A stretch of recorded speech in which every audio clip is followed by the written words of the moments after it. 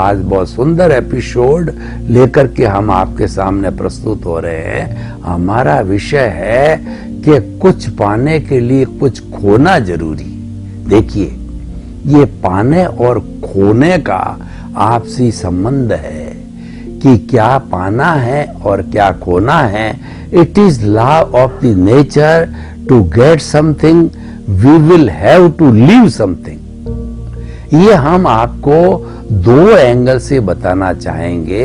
एक तो हमारा बाहरी एंगल है और एक हमारा भीतरी एंगल है। तो हम भीतरी एंगल को पहले लेते हैं कि क्या खोना है और क्या पाना है।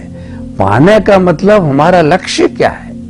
सनातन सत्य का लक्ष्य है ब्लिस, सनातन सत्य का लक्ष्य है मुक्ति, सनातन सत्य का लक्ष्य है स्वतंत्रता।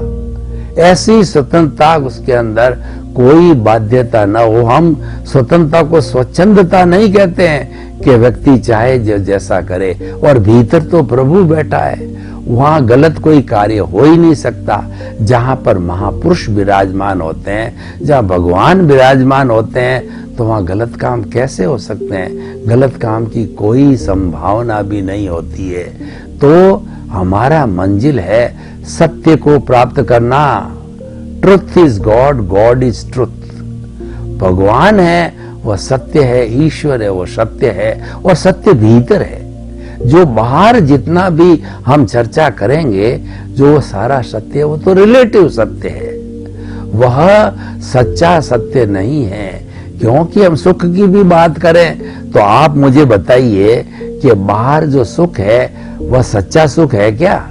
वो परमानेंट सुख है क्या? नहीं है। हम उसको ढूंढ रहे हैं बाहर, लेकिन वो भीतर है।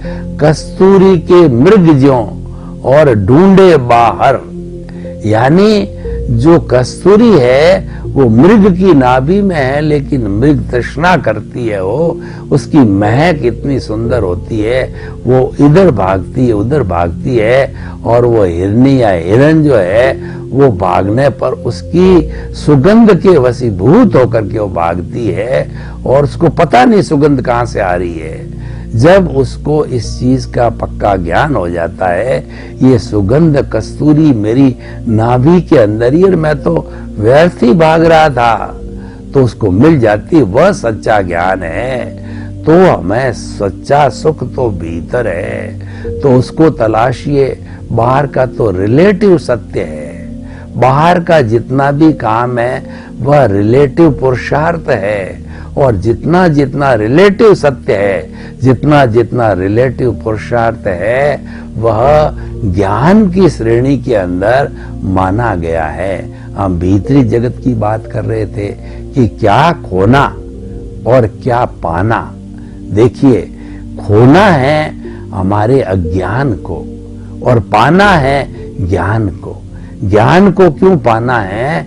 कि ज्ञान के पाने से ही हम ब्लिस की प्राप्ति करेंगे, हम सनातन सत्य शाश्वत सुख की प्राप्ति करेंगे, अपने स्वरूप की प्राप्ति करेंगे। तो अब देखिए, ऐसा क्या उपाय है कि हम अज्ञान को खोएं। तो सबसे पहले आप जानिए अज्ञान क्या है। जितनी रॉन्ग बिलीफ है वह सारा अज्ञान है। वह अज्ञान क्या है कि सत्य को असत्य समझना, असत्य को सत्य समझना, साधु को असाधु समझना, मार्ग को कुमार्ग समझना, कुमार्ग को मार्ग समझना, और मुक्त को अमुक्त समझता। ऐसे 10 वर्गीकरण किए गए हैं।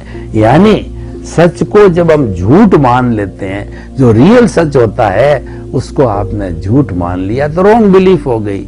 रॉन्ग बिलीफ का दूसरा नाम अज्ञान है। इस अज्ञान को खोना है, ये एक बात बन गई है। और पाना क्या है कि हमें अपने भीतर जो हमारा अस्तित्व है और जो कि स्थायी है, जो कि अजर है, अमर है, अविनाशी है, उसको प्राप्त करना है।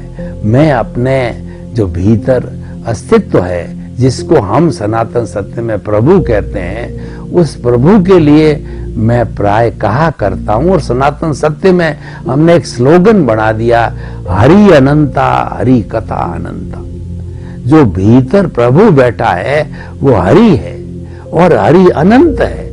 देखिए, अनंत का अर्थ होता है, जो लोग मैथमेटिक्स पढ़े हुए हैं, अनंत का अर्थ होता है infinity, no end to it at all.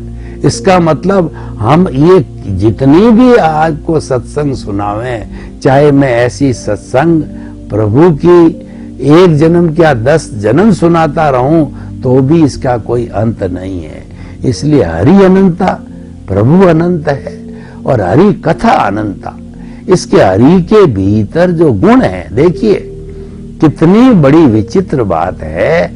Hari तो अमूर्त है, हम हरि हरि कर रहे हैं, पर वह तो अमूर्त है, लेकिन वो अमूर्त होते हुए भी हमको चला रहा है। आप विचित्र बात ये देखिए कि लोग कहते हैं कि आत्मा को हाथ पे रख करके बताओ।